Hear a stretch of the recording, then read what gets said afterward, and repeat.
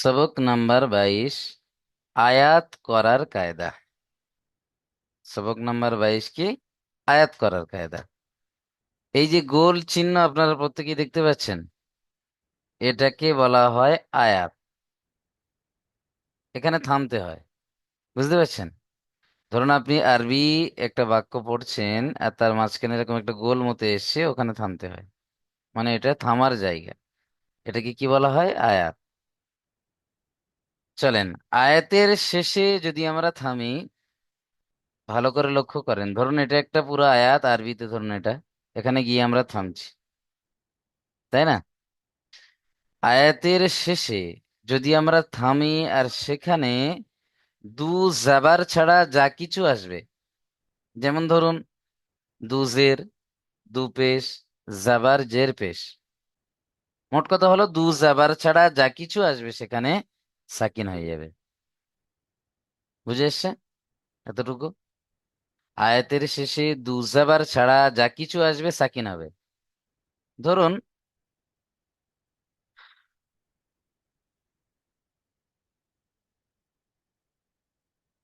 এখানে আছে কি? আহাদুন, তাই না? এখানে কি পড়তে হবে? আহাদ। দালকে সাকিন করে দিতে হবে, কারণ আমরা এখানে দালের কাছে থামছি, তাই দালকে কি করতে হবে? সাকিন করে দিতে হবে। ধরুন এখানে আলামিনা আছে, পড়তে হবে কি? আলামিন। নুনকে সাকিন করে দিতে হবে। মোট কথা হলো, আয়াতের শেষে দু জাবার ছাড়া যা কিছু আসবে, চোখ বন্ধ করে আপনি কি করবেন? সাকিন করে পড়তে হবে। প্রথম কায়দা। চলেন, এইভাবে আমরা এগুলো পড়বো। পড়েন তো দেখি, আলম ভাই।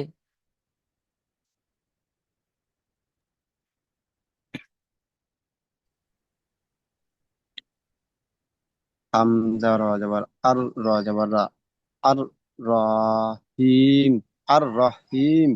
হুম, এখানে আয়াতের শেষ ধরুন, তাহলে এখানে কি করব আমরা?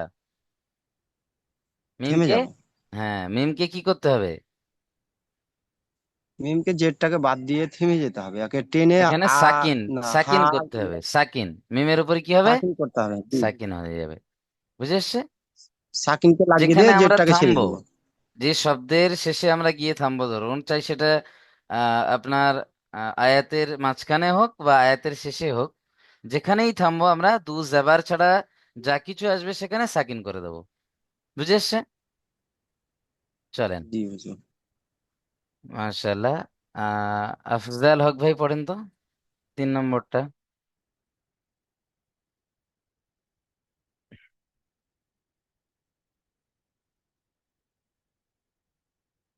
আচ্ছা, মাশরিকুল ভাই পড়েন।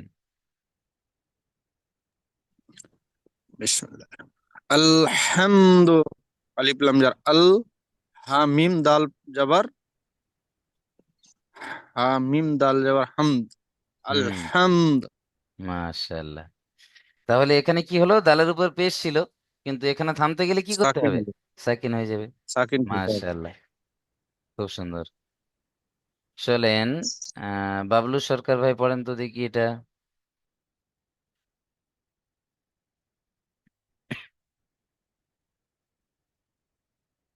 আচ্ছা, আলবাতাইউদ্দিন ভাই পড়েন।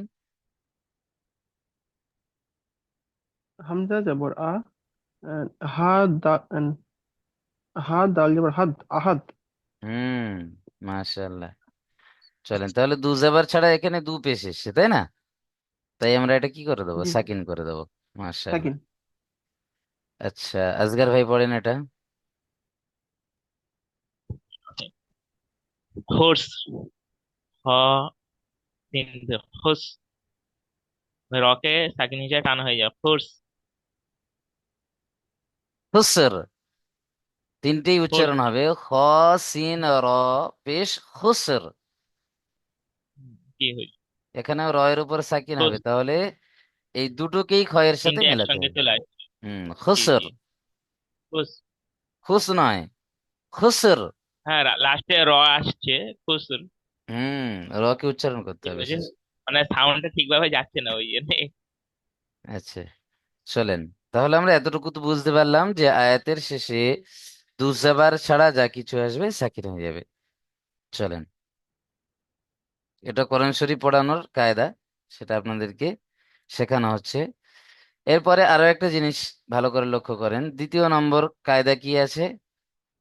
আয়াতের শেষে দু জাবার যদি আসে, এতক্ষণ দু জাবার ছাড়া যা কিছু এসছে সাকিন করে এসছি, এখন আয়াতের শেষে দু জাবার এসছে, এখন আমরা কেমন করে পড়বো? আয়াতের শেষে যদি দু জাবার থাকে, আমরা এক জাবারকে বাদ দিয়ে এক আলিফ টান দিয়ে পড়বো। এক জাবারকে বাদ দিয়ে এক আলিফ টান দিয়ে পড়বো। ক্লিয়ার এতটুকু? আয়াতের শেষে যদি দু জাবার আসে, এক জাবারকে বাদ দিয়ে এক আলিফ টান দিয়ে পড়বো। যেমন ইন্না মাআল উসরি ইউসরা, আসলে কি ছিল? ইসরন, তাই না? কিন্তু পড়তে হবে কি? ইউসরা। এই আয়াত আসার কারণে বা এখানে থামার কারণে বা অক্ফ করার কারণে কি হবে? দু জাবারটা এক জাবার গণ্য করে এক আলিফ টান দিয়ে পড়তে হবে। চলেন, এতটুকু ক্লিয়ার আছে সবার? চলেন, আব্দুল খলিল হুজুর ভাই একটা পড়েন। কথা জিজ্ঞাসা করবো, একটা কথা জিজ্ঞাসা করবো হুজুর। হুম হুম। এটা তো আলিফ লামের, এটা তো শামসির, তো এটা দুটাই বাদ যাবে না একটা ধরতে হবে? এই যে এটা হ্যাঁ, লাম, আলিফ লাম যেটা আছে, এটা তো শামসির, এটা দুটাই তো বাদ যাবে না? গুড কোশ্চেন, মাশাআল্লাহ। আল্লাহ রাব্বুল আলামিন আপনার ইলমের মধ্যে বরকত দান করুন।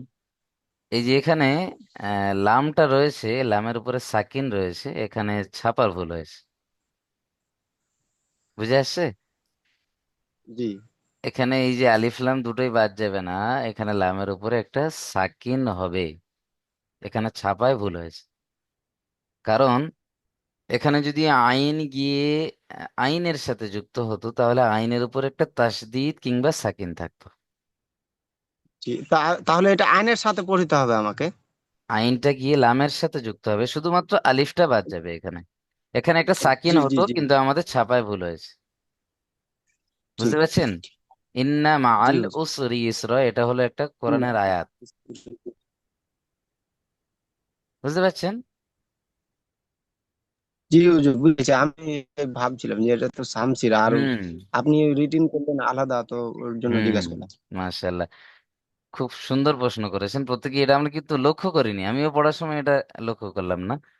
খুব সুন্দর। চলেন, এই যে লামের উপরে এখানে একটা সাকিন হবে ভাই, প্রত্যেকে লক্ষ্য করে নেন। এই যে লামের উপরে এখানে একটা সাকিন হবে, আমাদের ছাপায় এখানে ভুল হয়েছে, সাকিনটা এখানে ওঠেনি। ইন্না মাআল উসরি ইউসরা, এটা হলো একটা কোরআনের আয়াত।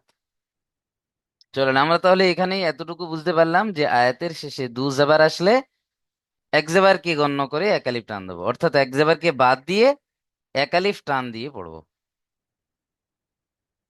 চলেন, মাশাআল্লাহ। এখন দেখেন 3 নম্বর কায়দা, অর্থাৎ আয়াত করার তৃতীয় কায়দা কি? আয়াতের শেষে যদি গোল তা আসে, কি তা? গোল তা, একটা তা আছে এরকম লম্বা, তাই না? আমরা পড়েছি দুটো উপরে নক্তা থাকে। আর আরো একটা তা আসে এরকম অক্ষরের সাথে যুক্ত হয়ে যায় এইভাবে, আর উপরে দুটো নোক্তা থাকে, তাই না? এটাকে কি কি তা বলা হয়? গোলতা। একটা লম্বা তা, একটা গোলতা। এই যে গোলতা যদি আয়াতের শেষে আসে, ভালো করে লক্ষ্য করেন প্রত্যেকেই, আয়াতের শেষে যদি গোলতা আসে, হা সাকিন করে পড়তে হয়। কি করে পড়তে হয়? হা সাকিন করে। যেমন এখানে দেখেন, আসলে আছে কি? জিম আলিফ জাবার জা, র জের রি, জারি, ইয়া জাবার ইয়া, জারিয়া, তাদু পেশ তুন, জারিয়াতুন আছে, কিন্তু পড়তে হবে কি? হা সাকিন করে। আয়াতের শেষে গোলতা আছে, তাহলে হা সাকিন করে পড়বো, তাহলে কেমন হবে? জারিয়া, ইয়া হা জেবার ইয়া, জারিয়া। চলেন, খলিল ভাই পড়েন দ্বিতীয়টা।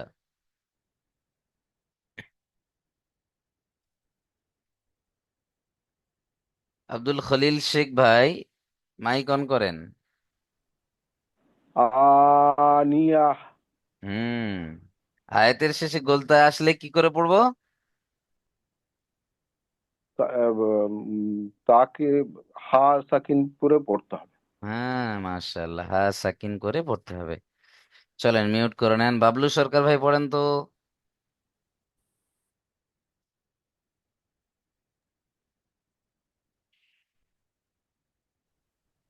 লাগিয়া হুম।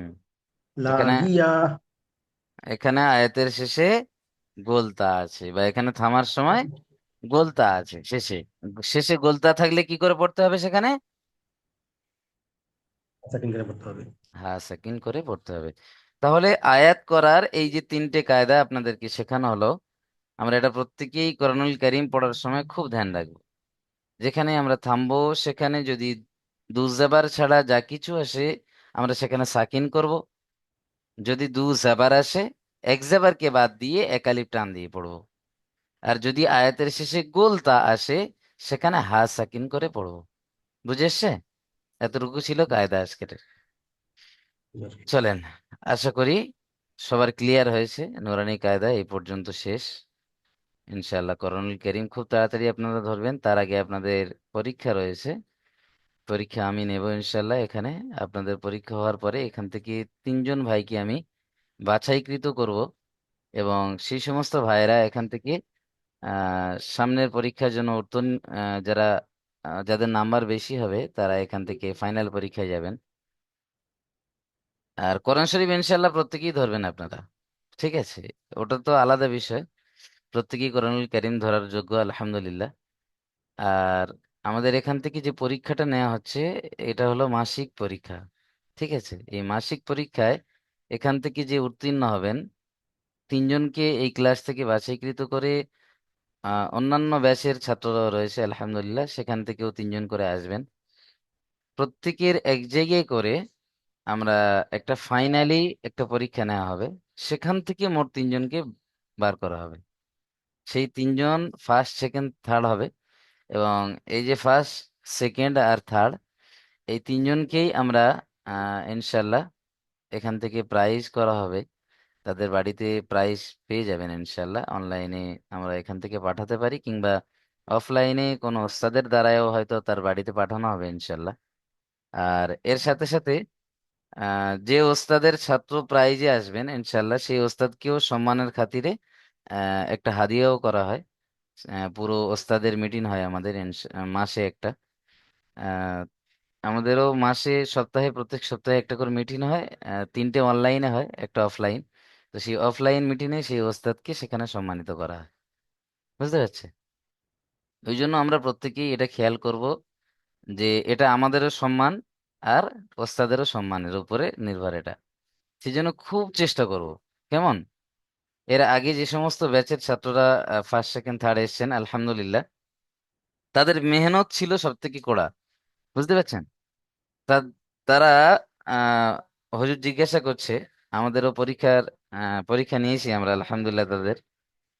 সেই সমস্ত ছাত্রদের কাছে আমি কয়েকটা জিনিস প্রশ্ন করেছিলাম যে আপনি যে এই যে পুরো নুরানি কায়দাটা মুখস্থ করে ফেলেছেন এর পিছনে রাজ কি আছে? তো বলছে হুজুর, পরীক্ষার 1 মাস আগে থেকে আমি যখন শুনেছি যে পরীক্ষা হবে, আমাদের একটা ফাইনালি পরীক্ষা হবে, তো সেই দিন থেকে আমি নিয়ত করেছি যে আমি পজিশনে আসব। হ্যাঁ, এইরকম একটা নিয়ত নিয়ে বেচারা আহ রাতের পর রাত জেগেছে, শুধু রাত জেগে গিয়েছে। বুঝতে পারছেন? পুরো নোরানি কায়দা পানির মতো করেছে। যেখান থেকেই প্রশ্ন করেছি আলহামদুলিল্লাহ সেখান থেকে উত্তর দিয়েছে।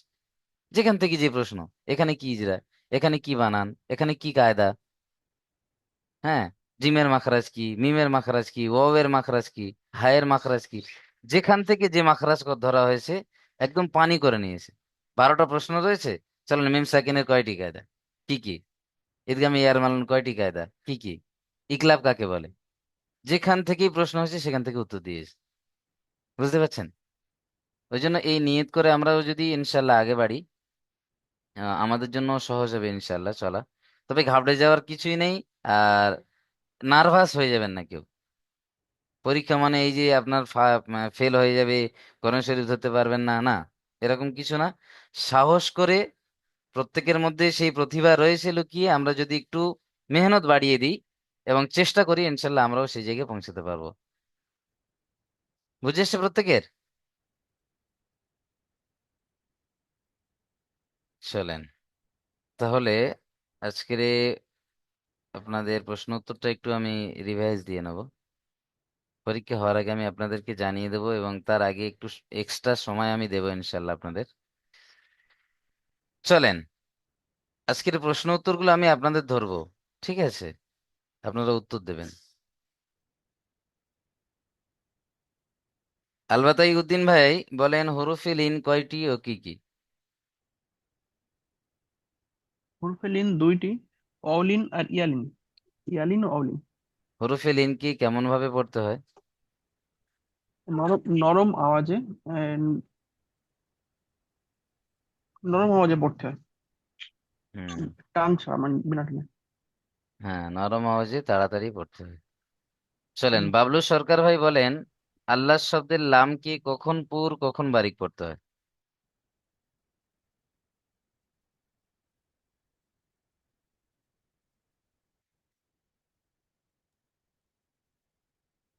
আল্লাহ শব্দের লামের পরে জবর থাকলে তাকে পুর করে পড়তে হয়, আর লামের পরে জের থাকলে তাকে ভারী করে পড়তে হয়।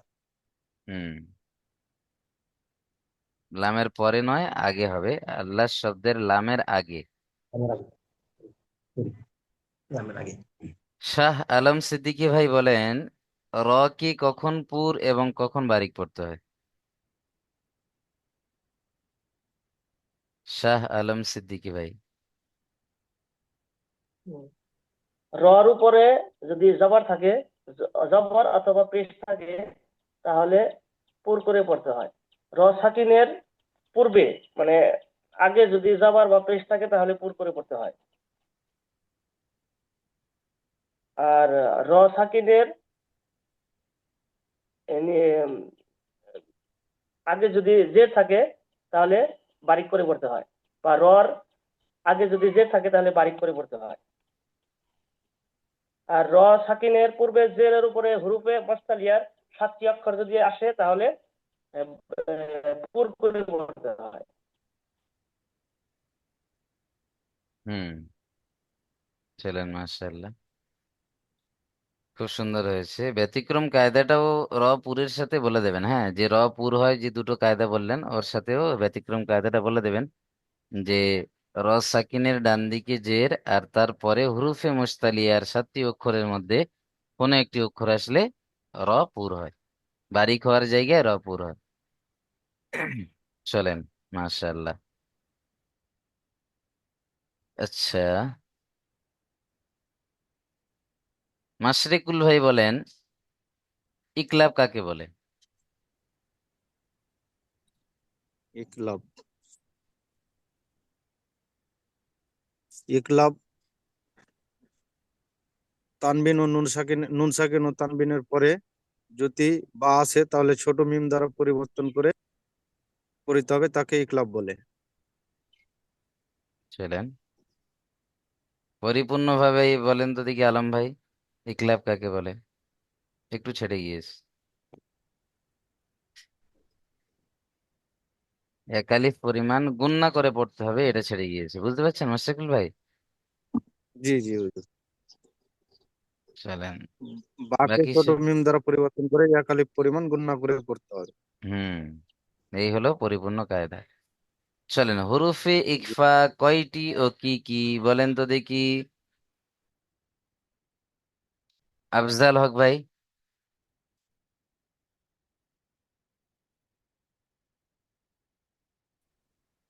আফজাল ভাই মাইক অন করেন।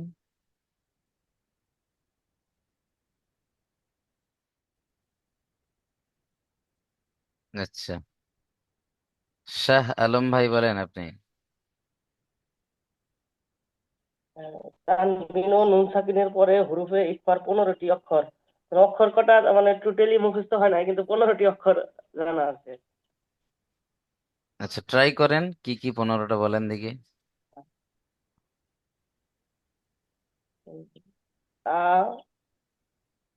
থা, জিম, তা, দাল, দাল, জাল, সিন, শিন,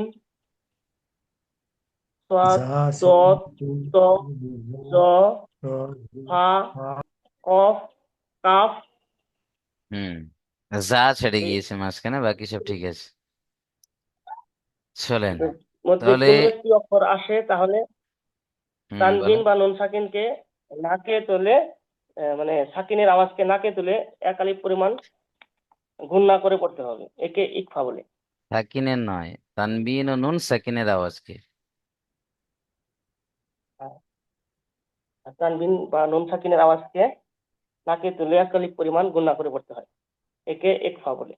মাশাআল্লাহ।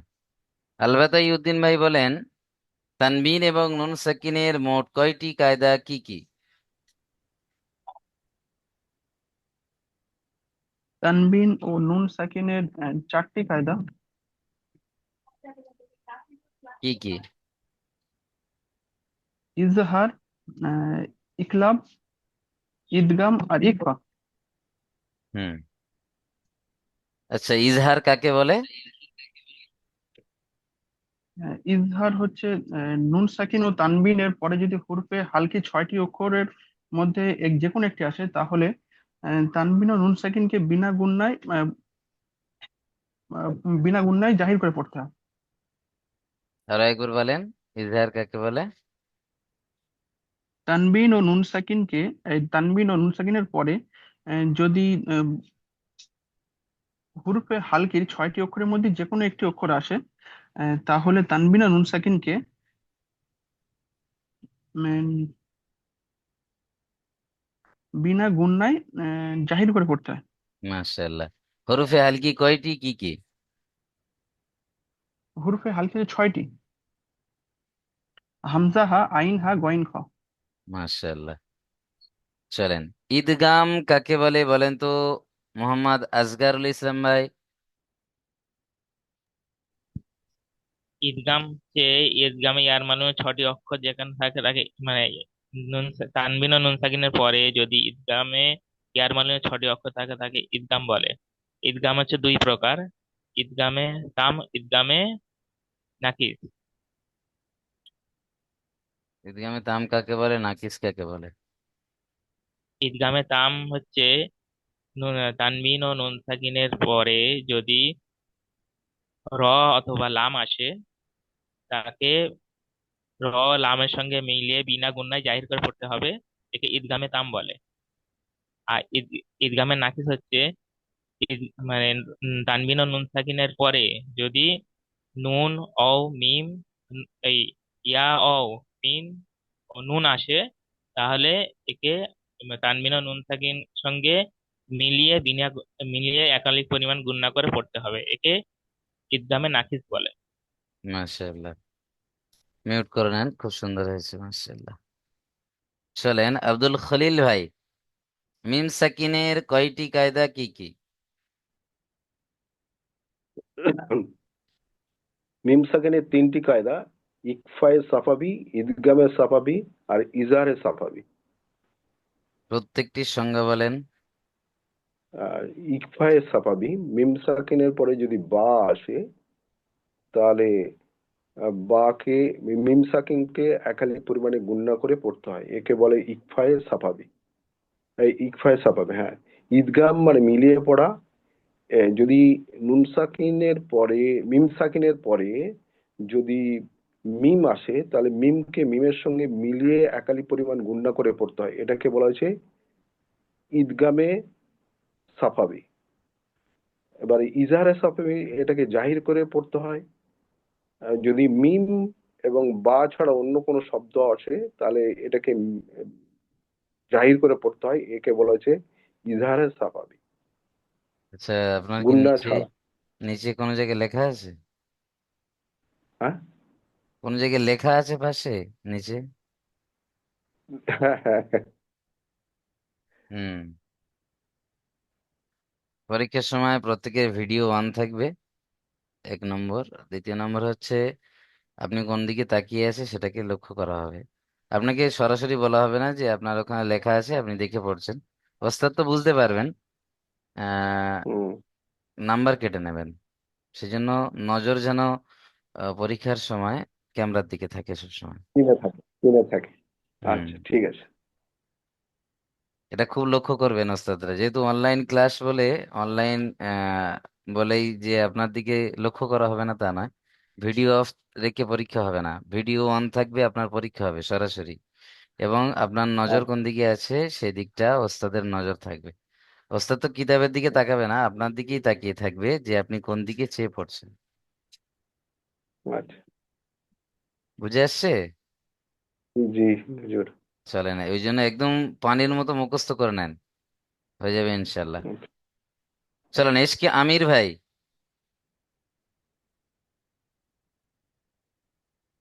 এসকে আমির। আচ্ছা, আলবাতাই উদ্দিন ভাই আপনি বলেন, মাদ কয় প্রকার ও কি কি?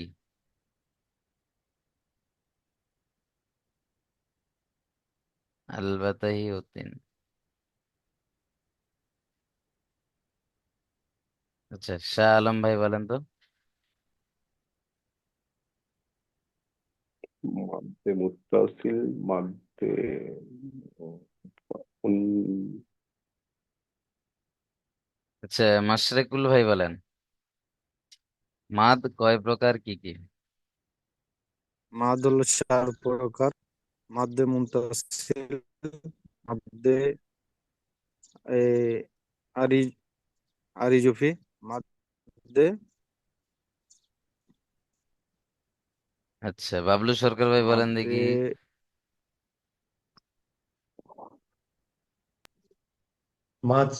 4 প্রকার: মাদ্দে মুত্তাসিল, মাদ্দে মুনফাসিল, মাদ্দে লাজিম, মাদ্দে আরিজফি। প্রত্যেকটির সংজ্ঞা, অর্থাৎ মাদ্দে মুত্তাসিল কাকে বলে, মাদ্দে মুনফাসিল কাকে বলে, মাদ্দে লাজিম কাকে বলে, আর মাদ্দে আরিজকফি কাকে বলে। সবটি কত হুজুর, হুম। মনে পড়ছে না অত একটা। আচ্ছা আচ্ছা, ঠিক আছে। আজগার ভাই বলেন তো। বিসমিল্লাহির রহমানির রহিম। আহ বুঝে 4টে মাদের সংজ্ঞা বলবো না মাদগুলো সম্পূর্ণ বলবো? হুম, সংজ্ঞাই বলেন। মাদ্দে মুত্তাসিল হচ্ছে মা হরফে মাদের পরে যদি হামজা আসল রূপে আসে তাহলে তাকে মাদ্দে মুত্তাসিল বলে। হরফে মাদের পরে যদি হামজা দ্বিতীয় রূপে আসে তাকে মাদ্দে মুনফাসিল বলে। আর হরফে মাদের পরে যদি আহ তানবিন এই কি বলে এটা? এই তানবিন ও নুন সাকিন। তানবিন ও আমি এটা খালি ভুলে নুন যাচ্ছি সাকিন। জিনিসটা। সাকিন, তানবিন আর সাকিন জি না, যে কোনো আসলে, সাকিন অথবা তাসদিদ। অথবা তাসদিদ। তাসদিদ, হ্যাঁ তাসদিদ। আমার এটা গন্ডগোল হয়ে যাচ্ছে, তাসদিদ আর সাকিন না। ওই ওইটা আসলে পারে তাকে মাদ্দে লাজিম বলে। একে 5 আলিফ পরিমাণ, 4 থেকে 5 আলিফ পরিমাণ টান দিয়ে পড়তে হয়। 3 থেকে 5 আর আলিফ। 3 থেকে 5 আলিফ। আর মাদ্দে আর যেন ওয়াক্ফি হচ্ছে যে আয়াতের শেষে যদি মাদ থাকে তখন ওটাকে আরিয়ান ওয়াকফি বলে। ওকে মানে মারিয়ান আরিয়ান ওয়াকফি বলে। একে 4 আলিফ পরিমাণ করে টান দিয়ে পড়তে হয়, 3 থেকে 4 আলিফ। মাদ্দে আরিজাকফি কাকে বলে? যদি আয়াতের শেষে কোনো মাদ্দা আসে, মাদ তাই সেটা মাদ্দা আলিম আছে, মাদ্দা হতে পারে, ইয়া আলিফ মাদ্দা মাদ্দা, হতে ইয়া পারে। মাদ্দা হতে পারে, ওয়া মাদ্দা হতে পারে। তাহলে তাকে 3 থেকে 4 আলিফ টান দিয়ে তিন থামতে থেকে হবে। চার আলিফ টান টানতে হবে। একে মাদ্দে হুম। আরিজাকফি বলে। আর আর চলেন, ওকে অনেকটা ওয়াক হয়েছে মানে ওখানে থামা মাশাআল্লাহ। হচ্ছে। আরো আর ওই আপনারা টান টানগুলো বলবেন, এখানে বোনাস পয়েন্ট হলো টান। মাদ্দে মুত্তাসিল কোয়ালিফ টান, মুনফাসিল কোয়ালিফ টান, এখানে বলে দিতে হবে। হরফে মাদের পরে হামজা আসল রূপে আসলে মুত্তাসিল হয়, 2 থেকে 3 আলিফ টান দিয়ে দুই পড়তে থেকে হয়। তিন আলিফ টান। হুম, হরফে মাদ মাদ মাদের পরে হামজা যদি দ্বিতীয় রূপে আসে বা ভিন্ন রূপে আসে, মুনফাসিল হয়। মুনফাসিলকেও দুই থেকে মুনফাসিল। তিন আলিফ টান দিয়ে পড়তে হয়। জি। মাদ্দে লাজিম, হরফে মাদের পরে সাকিন কিংবা তাসদিদ আসলে তাসদিদ, হ্যাঁ। তাকে তাসদিদ আর মাদ্দে তানবিনটা লাজিম আমার বলে। ভুলে যাচ্ছে, এটাই তো সমস্যা হচ্ছে। মাদ্দে লাজিমকে 3 থেকে 5 আলিফ টান দিতে হয়। আর হরফে মাদের হুম, পরে যদি সরি, হুরুফে মাদ্দার পরে যদি আমরা থামি, বা আলিফ মাদ্দা, ইয়া মাদ্দা, ও মাদ্দার কাছে কি যদি আমরা থামি, সেখানে 3 থেকে 4 আলিফ টান দিয়ে থামতে হবে। একে মাদ্দে আরিজ ওয়াকফি বলে। কি বলে? আরিজ ওয়াকফি। বুঝতে পারছেন আজগর ভাই? আরিজানা ওয়াকফি নয়, আরিজ ওয়াকফি। কি আরিজ ওয়াকফি মানে ওয়াক মানে থামা হচ্ছে যেখানে, হুম। সেটাই। জি। চলেন তাহলে, এই যে 12টা প্রশ্নের উত্তর আমরা ক্লিয়ার করলাম আলহামদুলিল্লাহ। এবং এখনই আরো একটা লিঙ্ক যাবে, সেখানে প্রত্যেকেই চলে আসবেন। মাখরাজটা ক্লিয়ার করবো আজকের, এবং রিভাইজটাও কিছুটা দিয়ে রাখবো। বুঝে এসছে? চলেন।